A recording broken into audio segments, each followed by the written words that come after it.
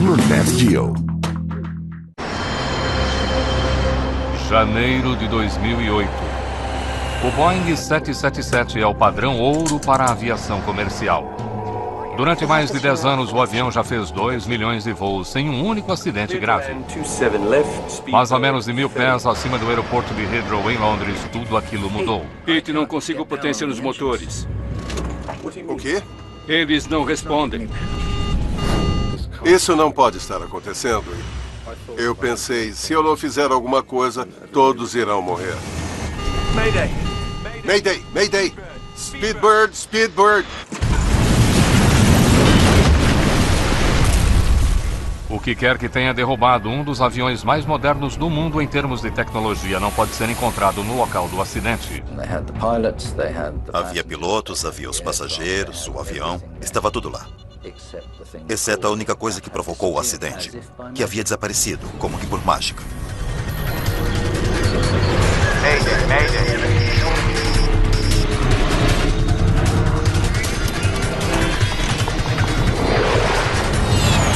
Mayday Desastres Aéreos. Esta é uma história real, baseada em relatórios oficiais e relatos de testemunhas. O Enigma de Heathrow. O voo 38 da British Airways, uma viagem de 10 horas e meia de Pequim até Londres. O comandante Peter Burkill já fez esta viagem muitas vezes. Eu fazia muito aquela rota, era um dos meus voos favoritos, porque era durante o dia e você podia apreciar a vista ao longo de todo o percurso. Burkill e o copiloto John Coward têm milhares de horas de voo no 777. É um prazer pilotar aquele avião, é muito tranquilo, tem equipamentos modernos, os computadores são fáceis de usar. Ele lhe dá a possibilidade de fazer viagens curtas e longas com a mesma eficiência. Para os dois pilotos, assim como para muitos outros, um dia de trabalho consiste em estar no cockpit durante longas horas enquanto os computadores pilotam o avião. Com dois grandes motores Rolls-Royce, o Boeing 777 é um dos aviões mais seguros na indústria. Nick Harris está voltando para Londres depois de uma viagem de negócios à China. O que era bom é que parecia que chegaríamos cedo ao Heathrow. E eu estava ansioso para ir para casa e ver a família. O destino do voo 38 é o aeroporto de Heathrow, um dos aeroportos internacionais mais movimentados do mundo. Situado a sudoeste de Londres, ele faz limite com a autoestrada A30. E os moradores do bairro vizinho de Hounslow estão acostumados ao som dos jatos decolando e pousando.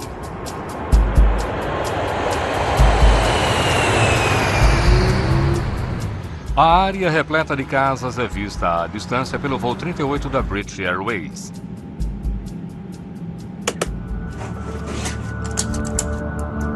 O piloto automático está no controle enquanto a tripulação se alinha com a pista 27 esquerda. À medida em que se aproxima do solo, o avião é fustigado por ventos fortes. Só um pouco de turbulência. É o primeiro problema em uma viagem até então tranquila.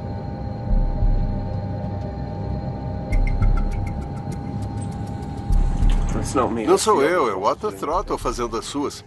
Estávamos enfrentando rajadas de vento de cerca de 20 a 30 nós e estávamos plenamente cientes de que os autothrottles conseguiriam lidar com aquilo, movimentando bastante as manetes para cima e para baixo. Se quiser, pode manter o piloto automático um pouco mais do que o habitual até que o vento diminua. Vou fazer isso. Em momentos de turbulência, o piloto automático pode fazer ajustes mais rápidos do que os pilotos para manter um avião nivelado. 1.200 metros acima do solo. Terá que desligar por enquanto. Claro. Obrigada. 2 minutos antes da aterrissagem, Coward assume o controle do avião. Seu comando? Assim como os dois pilotos tinham planejado. Assumindo o comando.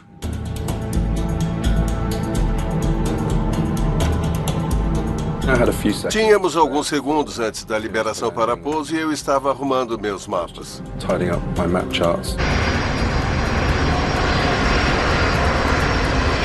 Speedbird 38, pouso autorizado na 27 esquerda. Liberado para pouso na pista 27 esquerda, Speedbird 38. Lembro de ter olhado para ver se o nosso portão estava disponível. 500 pés. 500 pés. Estável. Mais ou menos. De repente, um problema. Dick, não consigo potência nos motores. Eles não respondem. O que está acontecendo? O que quer dizer? Eu estava olhando para os instrumentos do motor e eles não faziam sentido, pois estávamos pedindo potência total, mas os instrumentos do motor não estavam nos dando potência alguma. O que está acontecendo? O voo 38 tem o maior problema que se poderia imaginar. Ao que parece, temos uma falha nos 2 motores. Com nenhum dos motores fornecendo potência suficiente, o jato não conseguirá chegar ao aeroporto. Com 152 pessoas a bordo, o voo 38 está caindo em direção a Londres, faltando apenas alguns segundos para atingir o solo.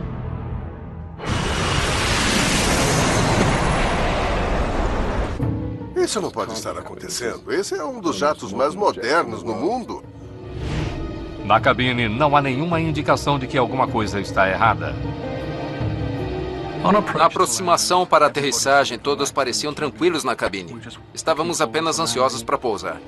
Velocidade baixa. Velocidade baixa. Velocidade baixa. Naquele momento, eu estava olhando para o nosso ponto de impacto. Eu vi um conjunto de edifícios ao redor da área de Hatton Cross e um posto de gasolina. Eu sabia que se caíssemos ali haveria 100% de mortes. Naquele momento eu senti todo o peso e a responsabilidade da minha patente. Eu sou o comandante. E se eu não fizer alguma coisa, todos vamos morrer. Estando tão próximos do solo, Burke não tem muitas opções. Ele poderia assumir o controle do avião que está com Coward, mas não acha que essa seja a coisa certa a fazer. A primeira decisão realmente foi a de não assumir o controle. E lembro de ter olhado para John, ele continuava pilotando bem o avião. Isso é bom, ele está fazendo um bom trabalho e está fazendo o que eu preciso que ele faça. Burke sabe que ainda que eles consigam sair de Hounslow, o jato ainda poderia cair na movimentada autoestrada A30 ou atingir as antenas nos limites do aeroporto. Pensei em recolher o trem de pouso, esse é o maior arrasto em um jato comercial, mas eu precisava do trem de pouso para sustentar o choque com o solo. Íamos sofrer um impacto e o peso disso estaria sobre ele, por isso eu tinha que deixar o trem de pouso baixado. Diante de um acidente iminente, a única coisa que resta a Burke envolve um enorme risco. Eu sabia que tinha cerca de 15 segundos para tomar uma grande decisão. Eu precisava passar por aqueles edifícios. Para mim era óbvio que eu tinha de recolher os flaps. A retração dos flaps irá reduzir o arrasto, mas também a sustentação. O avião irá voar mais longe, mas irá cair mais depressa. Burke precisa resolver o que é mais importante. Eu queria discutir isso com a tripulação, mas tínhamos uma questão de segundos. Lembro de ter segurado aquela alavanca por uma fração de segundo. Ele espera que esse movimento ajude seu avião a evitar uma catástrofe. O efeito foi imediato. Agora, Burke faz um anúncio que todo piloto teme precisar fazer. Mayday, Mayday, Mayday, Speedbird, Speedbird. Foi difícil, muito difícil. Lembro de alguns impactos e do barulho. Meu Deus! A aterrissagem foi difícil. Houve um estrondo enorme. Ruídos, pedaços se desprendendo do teto. Então também me tornei um dos passageiros, porque agora estávamos em um avião descontrolado. Estávamos deslizando no solo e eu não sabia em que iríamos bater no momento seguinte. E eu pensei em minha esposa e meus filhos e disse adeus a eles. As luzes se apagaram. Eu ouvi o avião se desmantelando. Então paramos. E quando realmente paramos, eu fiquei surpreso de eu ainda estar lá.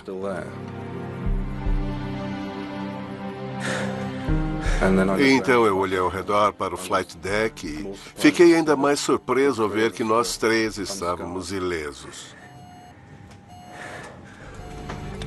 Sentados e com os cintos afivelados. E eu rapidamente me tornei um comandante outra vez. A tripulação desliga o combustível, Interruptor de incêndio, APU. sistemas hidráulicos e elétricos.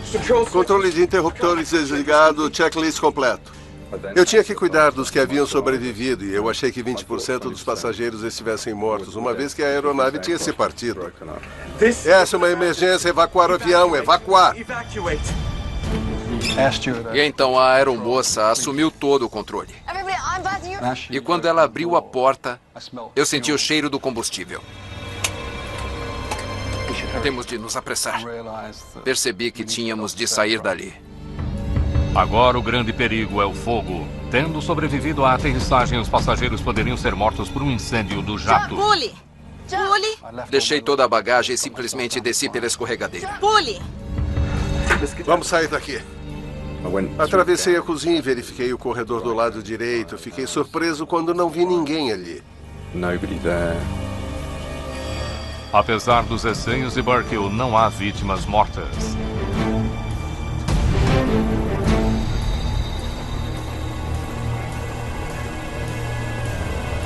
Do lado de fora, no frio ar de janeiro, a dimensão do desastre é visível. A roda direita tinha sido arrancada durante o impacto, os motores estavam destruídos, tinham sido arrebentados, as carenagens tinham sido arrancadas e os motores estavam semi-queimados. Não era mais uma aeronave. E então comecei a perceber que tínhamos sofrido um acidente grave. Vi os danos à estrutura e à asa. Por pouco, o avião não atingiu a A-30 e as antenas na cabeceira da pista. A destruição poderia ter sido total se o impacto tivesse ocorrido em outro tipo de solo e não sobre a lame e grama. A probabilidade de um incêndio teria sido enorme. Considerando-se a abrangência dos danos, é incrível que apenas 47 pessoas tenham se ferido. Eu me senti com muita sorte por ainda estar vivo. Foi uma sensação surreal. Da China, o primeiro-ministro britânico Gordon Brown elogia Burkill e sua tripulação. Devo elogiar a calma e o profissionalismo da tripulação da British Airways e do comandante Peter Burkill por terem conseguido um pouso sem fatalidades. Investigadores têm alguns palpites sobre o que levou à falha dos motores. Eles também têm muitas pistas, mas uma peça-chave está desaparecida. Voltaremos a seguir com Desastres Aéreos, no Nat Geo. As equipes de emergência no Heathrow entram em ação. A queda do voo 38 da British Airways domina o noticiário. É o acidente mais grave no aeroporto de Heathrow em 30 anos. O aeroporto de Heathrow é muito movimentado. É o principal aeroporto do Reino Unido e, portanto, qualquer coisa que aconteça ali, logo chega à mídia. O que chama mais a atenção é que o 777 é um dos jatos mais modernos e confiáveis do mundo. O acidente desconcerta o setor aéreo. O 777 é o mais seguro que um avião pode ser. Ele tinha um registro de segurança soberbo. O que teria acontecido? Precisamos saber se isso pode vir a acontecer com o restante da frota. Investigadores logo chegam ao local. Phil Slight é engenheiro-chefe da AAIB da Grã-Bretanha, Agência de Investigação de Acidentes Aéreos. Quando você chega a um local de acidente como este, a primeira coisa em que pensa é, por onde eu começo? O avião pousou pouco mais de 300 metros antes da pista. O trem de pouso foi empurrado para cima através das asas. O trem de pouso do nariz se soltou. Apenas algumas horas depois do acidente, investigadores entrevistam a tripulação. O comandante Peter Burkill relata em primeira mão o que aconteceu. Acho que eu queria falar a respeito porque eu sabia da inocência de toda a tripulação. Isso não foi nossa culpa. Nós não fizemos nada de errado. Não havia potência nos motores. Ao que parece, temos uma falha nos dois motores. Tentamos mais potência manualmente, mas eles não responderam. Burkill explica que alguma coisa tinha levado os dois motores a jato Rolls-Royce a não responderem, ao mesmo tempo deixando a aeronave sem potência. Quando se ouve a respeito de falha de dois motores, você começa a procurar aquilo que é comum. O que poderia ter levado os dois motores a pararem ao mesmo tempo. Portanto, a primeira coisa em que pensamos foi que poderiam ter ficado sem combustível. Falta de combustível é algo raro, mas já aconteceu antes. Em 1983, um Boeing 767 ficou sem combustível quando sobrevoava a parte central do Canadá. Um erro na conversão entre as medidas métricas e as inglesas deixou o avião com muito menos combustível do que a tripulação imaginava.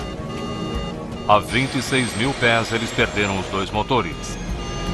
O comandante consegue planar o avião e fazer uma aterrissagem segura em uma base aérea abandonada. No caso do voo 38, essa teoria é imediatamente questionada. O combustível de jato tem um determinado cheiro. Qualquer um que já tenha trabalhado com uma aeronave conhece o cheiro característico de combustível jet A1. Quando chegamos ao local, havia uma grande quantidade de combustível vazando da aeronave devido às rupturas do fundo dos motores. Uma verificação dos motores confirma que 2 dos tanques realmente têm combustível. Portanto, sabíamos que havia muito combustível no avião para completar o voo. Restam ainda várias outras explicações possíveis para a perda de potência do avião e os investigadores devem verificar todas elas. Há uma grande confiança em que o mistério possa ser resolvido, uma vez que os investigadores têm acesso a tudo que poderiam desejar. Eles têm acesso ao piloto, à tripulação e, o mais importante, a todo o avião.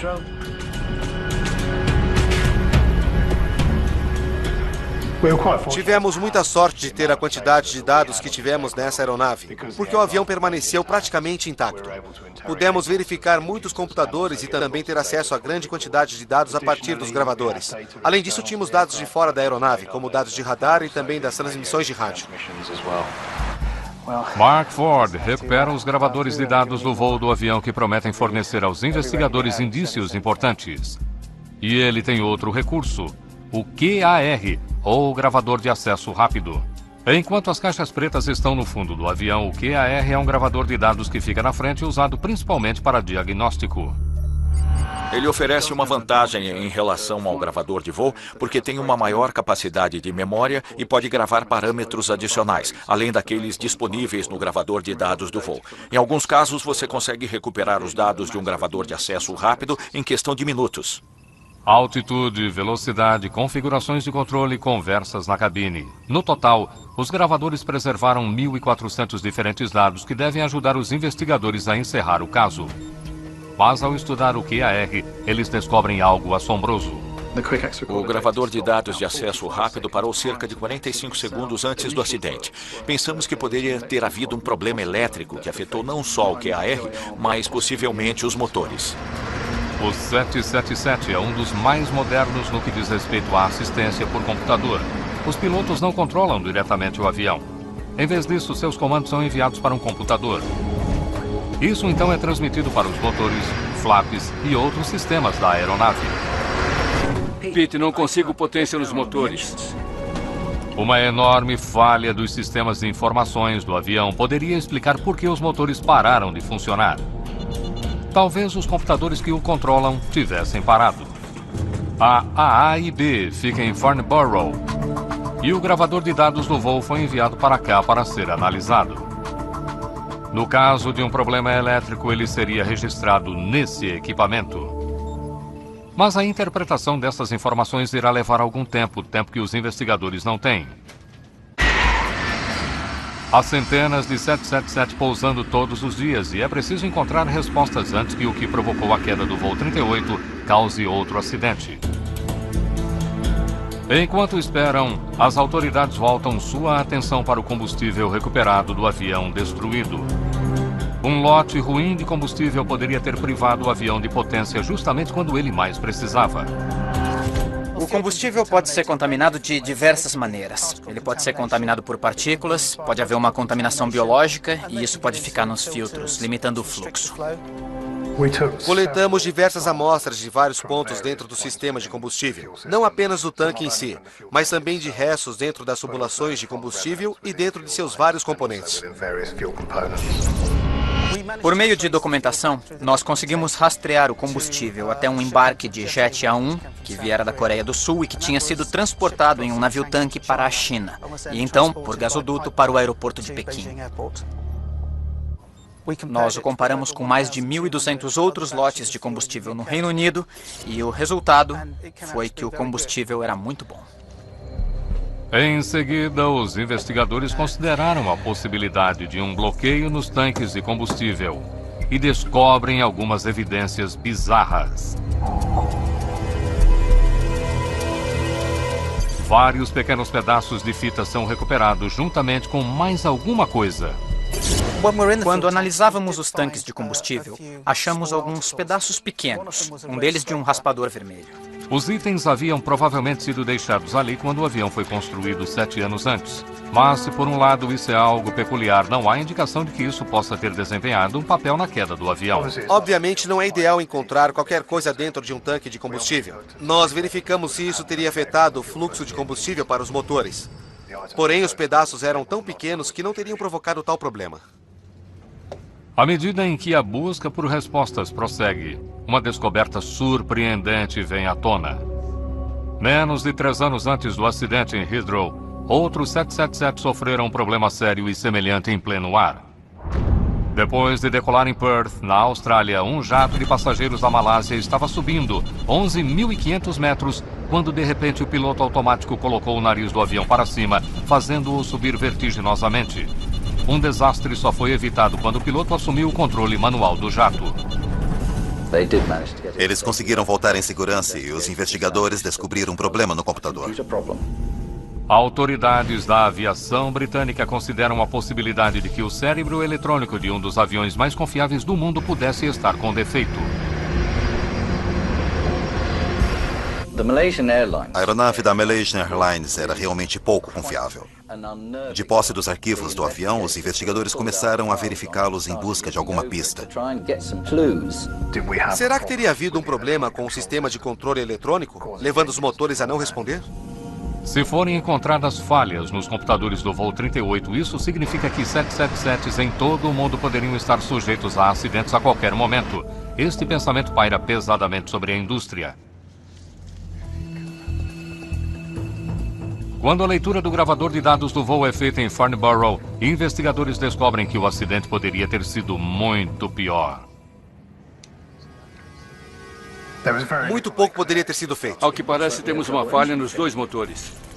Eles tiveram apenas 30 segundos depois de tomarem consciência do problema. Baixa velocidade. E o acidente era inevitável.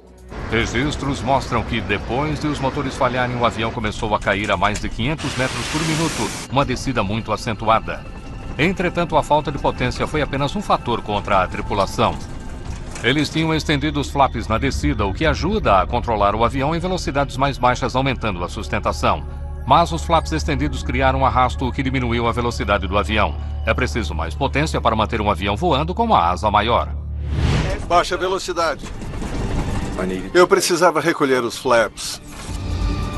Eu sabia que se colocasse os flaps em 25 graus seria a coisa certa a fazer para reduzir o arrasto.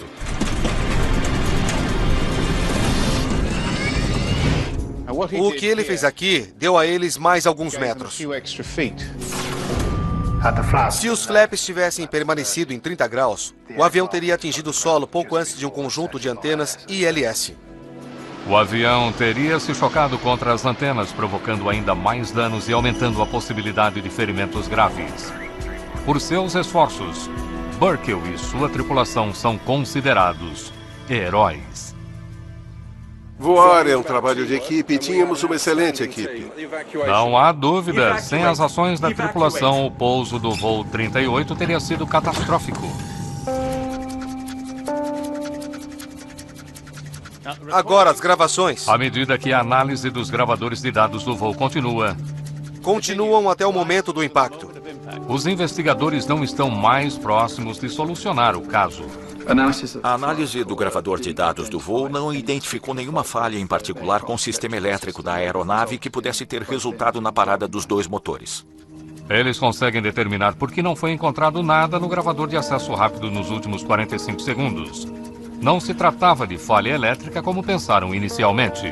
Os 45 segundos de atraso na gravação do QAR devem-se ao fato de que esse dispositivo não faz um registro em tempo real. Ele armazena os dados que então são gravados cerca de 45 segundos depois. Agora, com a recuperação de todas as informações dos vários gravadores do avião, os pesquisadores têm uma visão clara do que aconteceu. O jato estava no rumo correto em sua aproximação para a aterrissagem, quando teve início o terrível problema.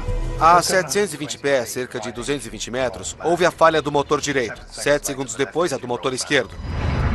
O auto-throttle tentou conseguir maior potência. Não sou eu, é o auto-throttle. Mas os motores não responderam. Não consigo potência nos motores. Enquanto os problemas elétricos e do computador são descartados como causas do acidente, os registros de dados do voo mostram aos investigadores a provável causa do problema. Os dois parâmetros mais importantes no gravador de acesso rápido eram as válvulas de indicação de combustível. As duas válvulas indicavam estar abertas na posição totalmente aberta. Os computadores do avião estavam exigindo dos tanques o máximo de combustível possível.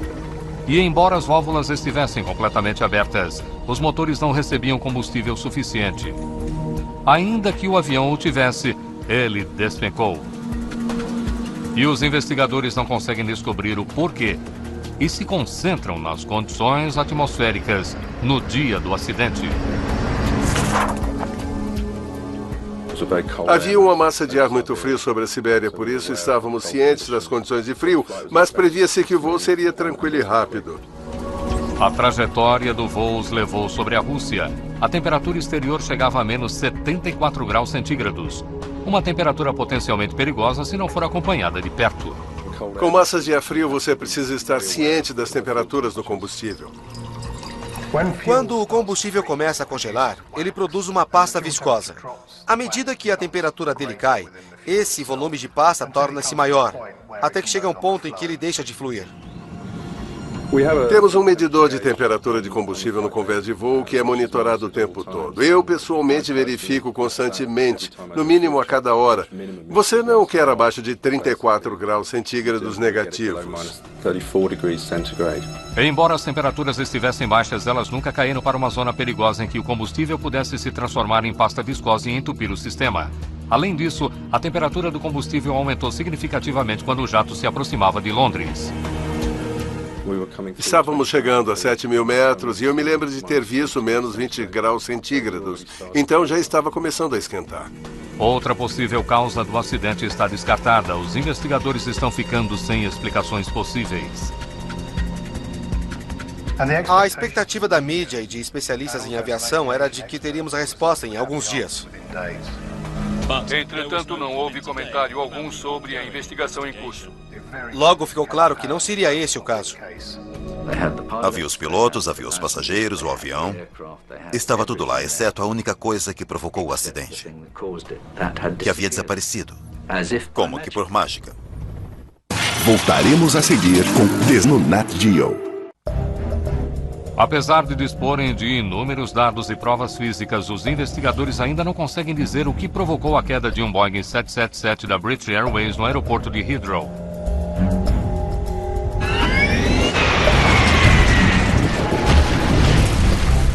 Eles se voltam para uma possível falha do sistema de fornecimento de combustível. Para provar que isso teria levado ao acidente, eles precisam localizar qualquer coisa fora do comum sobre o voo 38 no dia 17 de janeiro de 2008.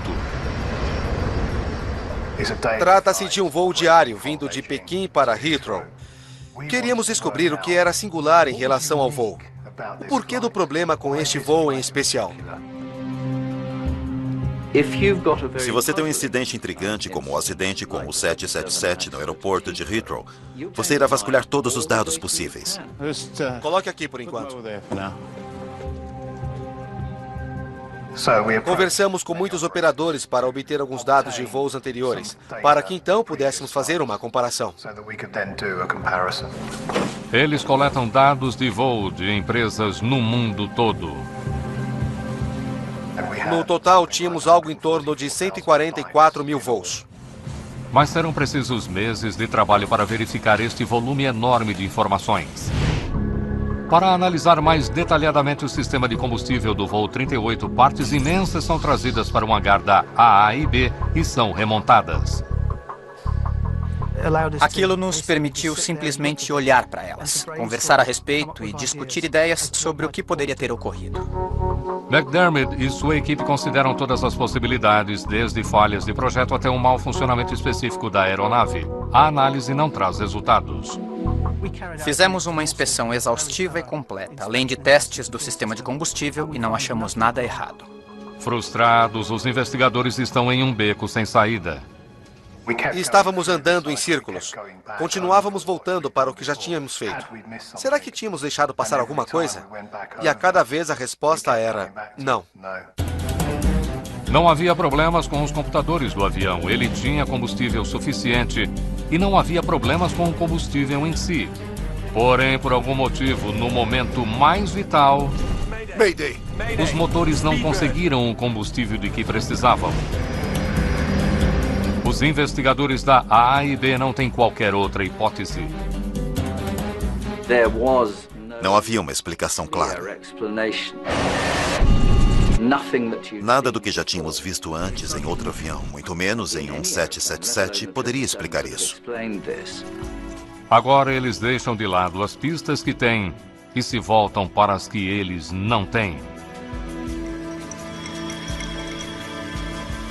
Phil chegou com um mantra, uma citação de Sherlock Holmes. Seja o que for que reste, mesmo que improvável, deve ser a verdade.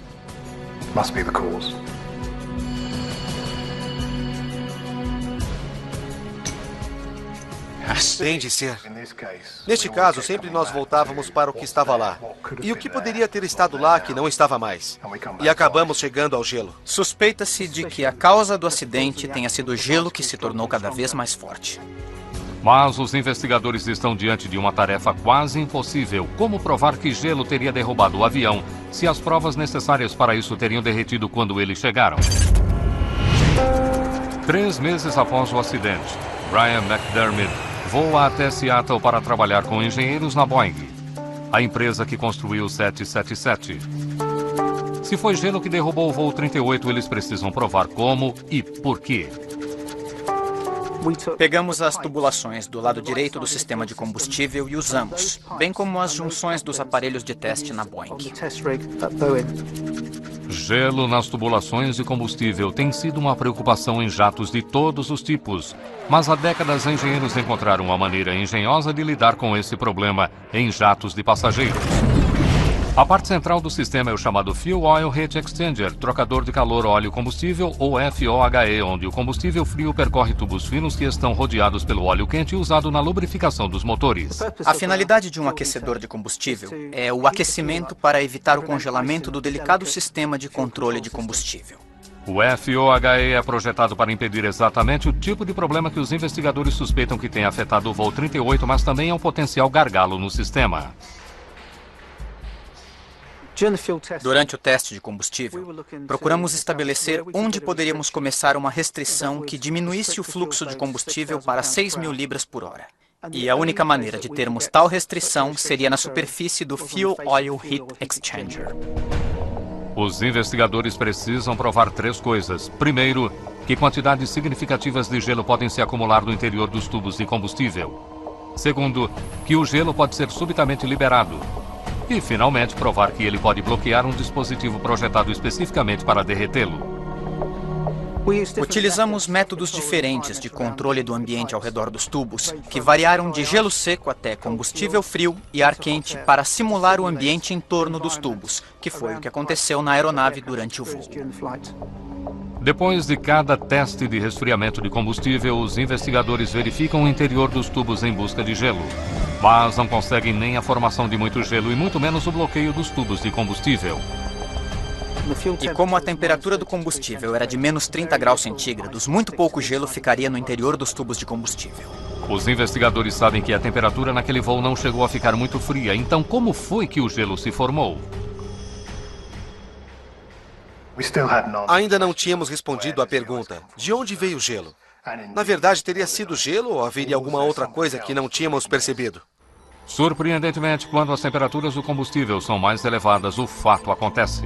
Se você tem água no combustível, a água congela e forma cristais de gelo. E em seguida, quando a temperatura baixa para cerca de menos 20 graus centígrados, os cristais de gelo vão começar a se agrupar e a aderir ao interior dos tubos. Com temperaturas inferiores a 20 graus negativos, os cristais de gelo no combustível são muito frios para aderirem aos tubos.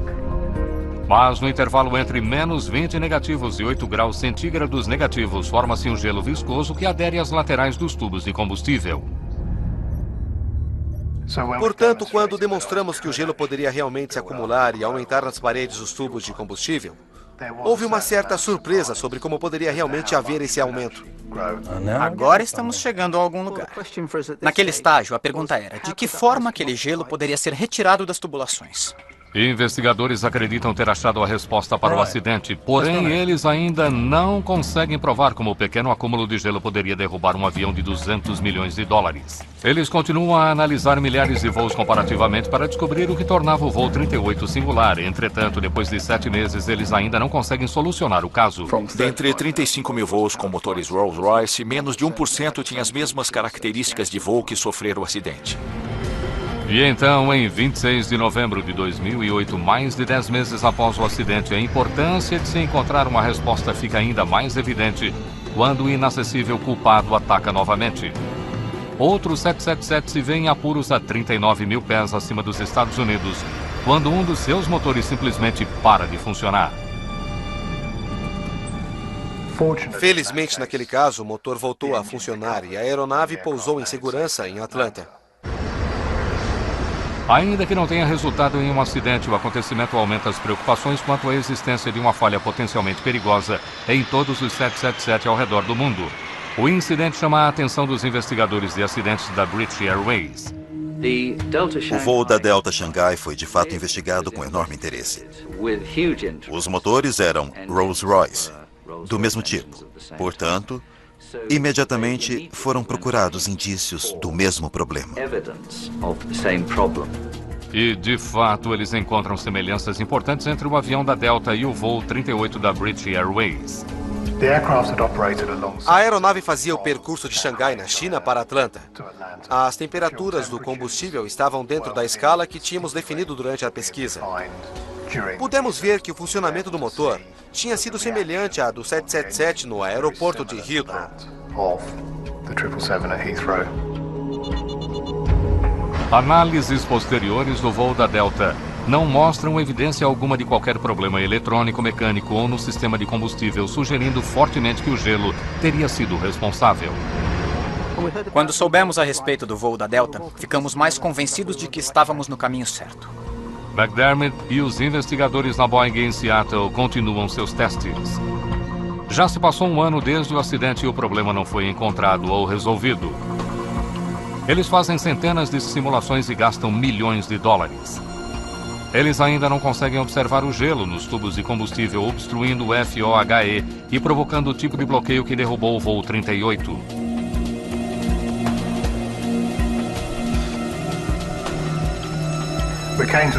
Chegamos a um ponto em que, na verdade, não tínhamos descoberto o que havia causado o acidente.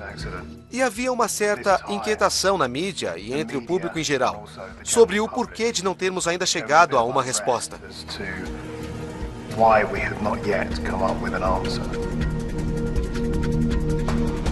Aumenta a pressão da indústria para a solução deste caso. Os investigadores ainda precisam saber o que fez com que o voo 38 fosse diferente de milhares de outros que ocorriam em condições semelhantes. Para descobrir isso, eles reconstroem cada momento da viagem do voo. A viagem de Pequim envolveu uma subida gradual, uma velocidade de cruzeiro constante e uma descida gradual. As temperaturas do combustível subiram e desceram de acordo com isso, levando ao acúmulo de gelo nos tubos de combustível. A menos que ele se soltasse, aquele gelo não representava perigo algum. Agora os investigadores analisam o fluxo de combustível e descobrem que ele permaneceu constante durante a maior parte do voo. O piloto automático manteve a velocidade constante e baixa potência durante horas, não exigindo um aumento abrupto da potência do motor, senão um pouco antes da aproximação da pista. A aproximação em Heathrow foi bastante turbulenta. Os motores estavam exigindo diferentes níveis de potência. Não sou eu, o auto throttle. E houve 4 mudanças no fluxo de combustível, uma das quais levando seu fluxo muito elevado de cerca de 13.000 libras por hora. Um exame mais minucioso do voo da American Delta revela que o seu motor parou sob as mesmas circunstâncias, com uma demanda repentina de potência depois de um longo período de velocidade constante. Os investigadores reproduzem exatamente essas condições. Eles esperam que, ao reproduzirem os momentos pouco antes do pouso, o único trecho do voo em que a tripulação de repente exigiu mais potência, eles consigam finalmente chegar à resposta que estão procurando. O problema que estávamos examinando é muito difícil de ser reproduzido, e foi durante um dos últimos testes que realmente conseguimos reunir todos os elementos. Após simular os motores funcionando a uma velocidade constante, os investigadores aumentam a potência. Deixamos que o gelo se acumulasse durante 3 horas, e então o índice do fluxo aumentou. O que aconteceu em seguida realmente revela o que teria acontecido. Voltaremos a seguir com Desastres Aéreos, no Nat Geo. No laboratório da Boeing, em Seattle, a solicitação repentina por parte dos investigadores de uma maior potência do motor faz com que a pressão do combustível no FOHE caia drasticamente. E quando os investigadores analisam esse componente vital, vimos que gelo havia se formado na parte da frente do equipamento. Gelo semi-derretido que se formou no interior dos tubos de combustível se soltara quando a pressão foi aumentada de forma abrupta. E isso restringiu o fluxo de combustível para os motores. Os investigadores tinham finalmente encontrado o calcanhar de Aquiles oculto no 777. Os tubos que trazem o combustível através do FOHE ficam cobertos de gelo logo acima do recipiente de óleo quente. São apenas alguns milímetros, mas o suficiente para impedir que o gelo entrasse em contato com a superfície quente abaixo e derretesse. O gelo não impede totalmente que o combustível passe por ele. Ele tem uma certa porosidade, portanto o combustível continuará a fluir através dele, mas com um fluxo muito menor do que deveria ser. Dentre os testes, apenas um deu aos investigadores o resultado que eles procuravam. O teste que reproduziu exatamente a jornada do voo 38. Enquanto o avião sobrevoava a Rússia, a água no combustível se transformou em gelo. Com a temperatura de 20 graus negativos, ele começou a se acumular ao longo do interior dos tubos. A velocidade constante da aeronave garantiu que o acúmulo não fosse interrompido. E então, quando o avião se aproximava de Heathrow, a turbulência levou à primeira demanda de potência desde o início do voo, e a coisa se transformou em um grave problema. Se quiser, pode manter o piloto automático um pouco mais do que o habitual até que o vento diminua. O combustível que jorrava levou o gelo através do sistema de combustível até que ele se acumulou sobre a superfície do FOHE com resultados desastrosos. Pete, não consigo potência nos motores. Eles não respondem. Diante de uma ameaça que ninguém sabia que existia, Mayday, Speedbird! Os pilotos não tiveram a chance de resolver o problema.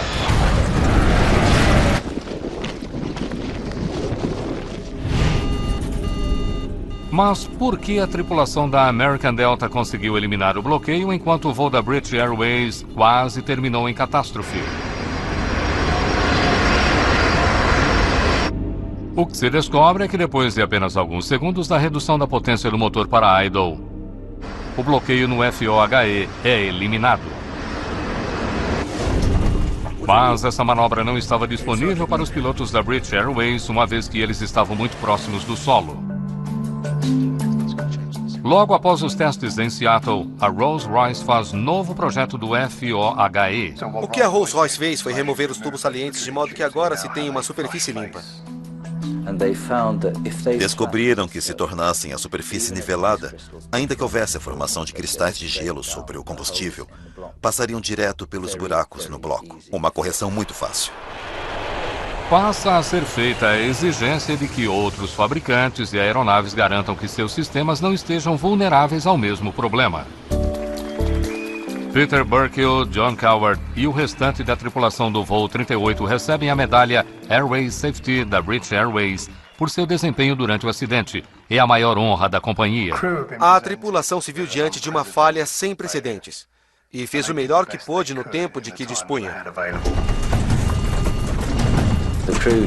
A tripulação fez o melhor que pôde. E uma vez que tiveram apenas cerca de 30 segundos para pensar sobre o que fazer, não poderiam ter feito melhor do que fizeram. O gelo que derrubou um dos aviões mais sofisticados do mundo já havia derretido quando os investigadores chegaram. O que foi singular em relação a esta investigação foi que o culpado havia fugido de cena. A investigação sobre o ocorrido consumiu milhares de horas de trabalho e custou milhões de dólares. Essas pessoas não esmoreceram até descobrirem o porquê do acidente. E por quê? Porque precisamos saber. Com dedicação incansável e um pouco de inspiração de Sherlock Holmes, o mistério foi finalmente resolvido. Seja o que for que reste, mesmo que improvável, deve ser a verdade. Versão Marshmallow São Paulo.